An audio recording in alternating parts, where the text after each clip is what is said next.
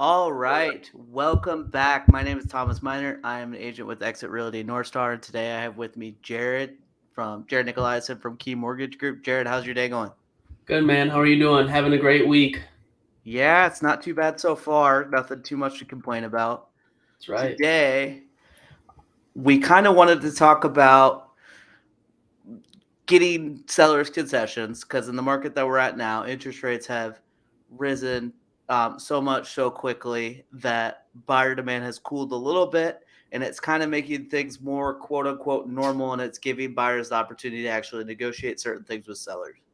So the first question that buyers need to start asking themselves is what's important for us to negotiate, and with the way interest rates are, I think buyers should seriously consider looking at negotiated sellers concessions so they could use it potentially to buy down their rate. Now, there are lots of different types of buy downs or prepaids that you could do. Jared, do you want to just kind of big 30-foot view, big overview? What are some of the different options that buyers would have? Just kind of at a glance, like Yeah. really quick.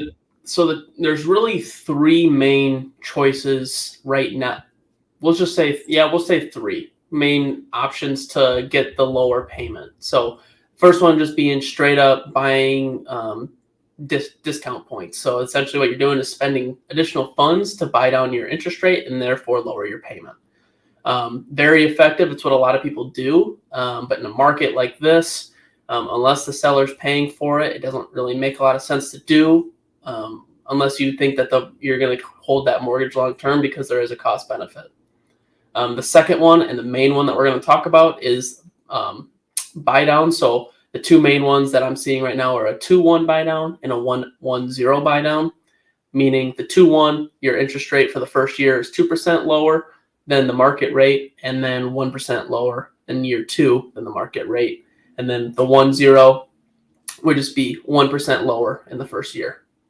And then number three, not really a buy down, but just what people are seeing, adjustable rate mortgages, which we've talked about in the past. Yeah. Yeah. So adjustable rate mortgage, correct me if I'm wrong.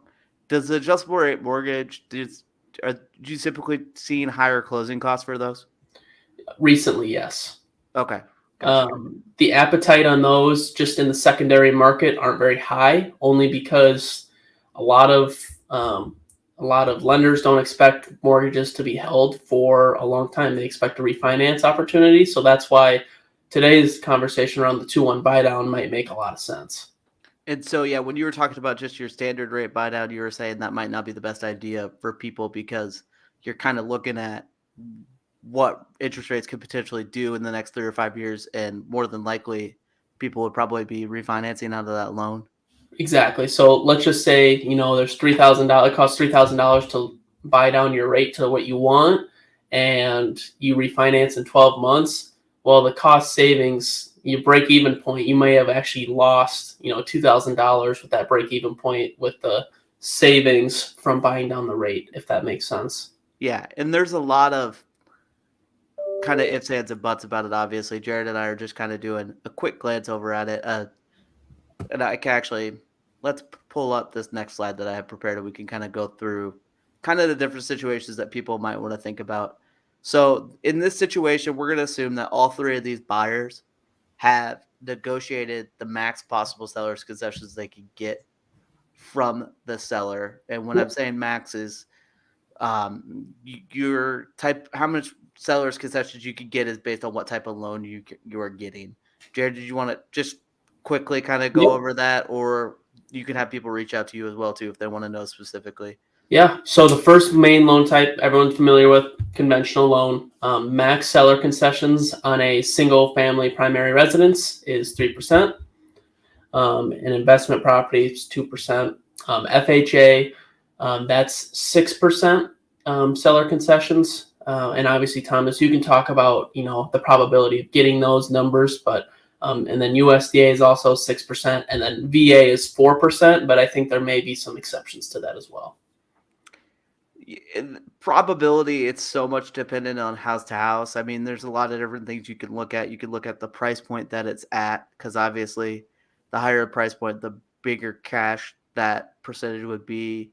So I would think that would make it harder to get, but you can look at kind of days on market as well, can give you a pretty good idea as if the seller's willing to toss in a concession or sell it for less. And that's kind of the big conversation I've started having with buyers is maybe we can negotiate a lower purchase price, but instead of negotiating that lower purchase price, do we maybe want to get some seller's concessions to at least get closing costs covered? If not, maybe look at doing some different type of buy downs. So we're going to go through these three scenarios really quick and just if this person was to negotiate max seller concessions, what type of option would you point them in the direction? So for a first-time home buyer, if they were to negotiate that max seller's concessions, should they be looking at a temporary type of option like the 2-1 you were talking about, or should they be looking at just a permanent buy down? In this case, if they got max seller concessions and they're only going to be in the house for 5 years, I would say like an adjustable rate, you might be able to match or beat what a temporary buy down would be. So like just say in first time home buyer, they're going to stay in the house for 5 years and you lock them into a 7-year arm. That number is going to stay locked in by the time that rate adjusts, because with a 2-1 buy down, the rate's going to not per se adjust, but it will change every year until year 3 through 30. Yeah, and we've talked about arms before, but just so people remember, with those arms, Jared can walk you through after the arm term is up. He can kind of walk you through the worst case scenarios of what the monthly payment could possibly adjust to, depending on what the market is at that time. So, say you're getting into a 7-1 arm, and you say, hey, maybe there is a chance that I'll be here after 7 years. Jared can walk you through what your monthly payment would be, worst case scenario at that point in time, just to make sure you're comfortable with that payment if that time were to come. I'm going to make a point here, Thomas, and this is for the both of us. And I would say this is why you and I are so big into goal-based selling, because if someone, they do a 7-year arm, they call you in year 4, they say, hey, I think we're going to stay here for 10 to 15 years. Like, we want to start a family here. That's an opportunity for us to be like, okay, what are the options? So that way, if rates do go up, maybe you can refinance into a 30-year before there, or refinance into a new something different, or, where you're just like, listen, you have this much equity, you may be able to just move up and get the same payment, or, you know what I mean? Like, that's why goal-based selling is so important, instead of just selling one specific product because it's hot right now. Mm-hmm. Yep.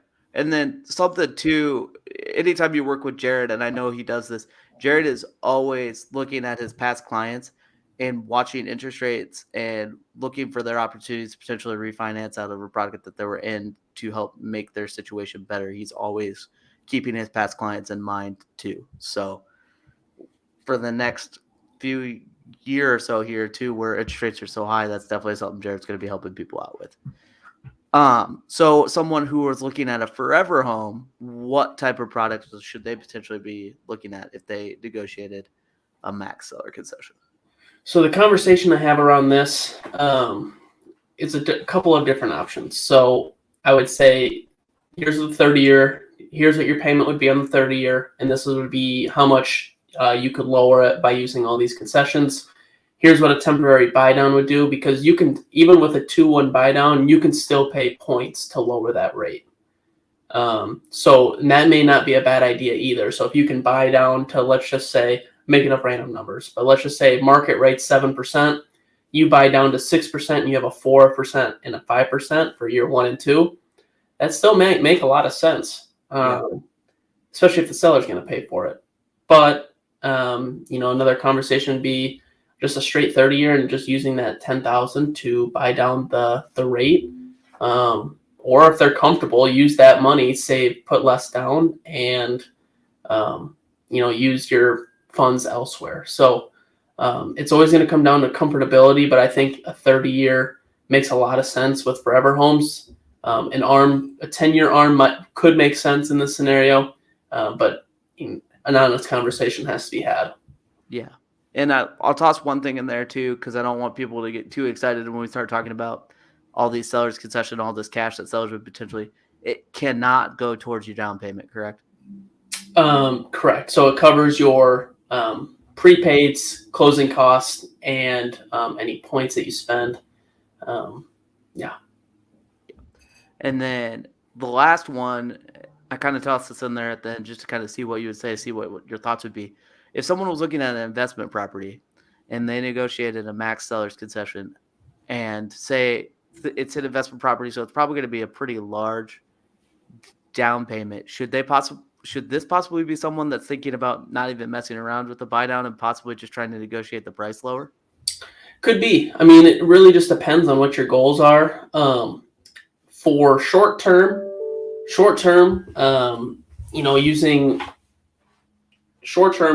the seller credit to get your rate pretty low early on may not be a bad idea, but in other cases, some people just want to lower the price, and that can be more of a long-term play. So I say it's just so goal-based on what you're trying to accomplish, because that's the thing with the 2-1 buy down too, is if you get to year 3 through 30, then it goes back to whatever the market rate was. Yeah. So yeah, so I guess let me ask you this from a perspective of, client comes to you and they want to negotiate. What type of conversations are you having with them to be like, hey, this is the strategy we can employ to maximize X? I think it really, really depends on a few different factors. I think it depends on how cash heavy you are. I think Mhm. it depends on what kind of monthly payment you can afford, or what kind of monthly payment you're looking for. And then I think it depends on how long term you're looking at the house. Mm-hmm.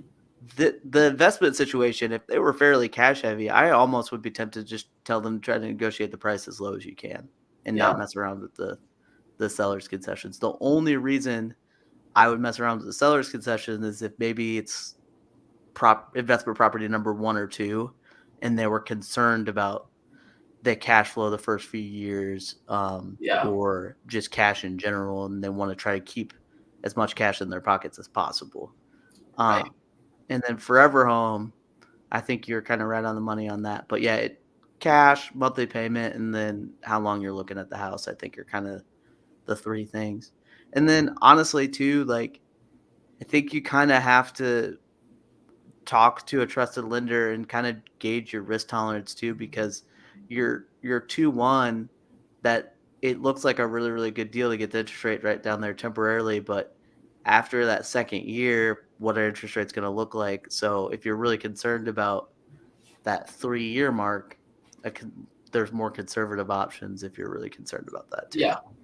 Yeah. And that's like perfect risk tolerance. I mean, whatever you're comfortable with. And, for the people who elect to do that, what I'll say to them is like, you should be making more money in year 3. So as long as you can make it, you're comfortable with it now, it's going to be more comfortable in year 3 through 30, assuming you don't refinance before. Yeah. Yeah.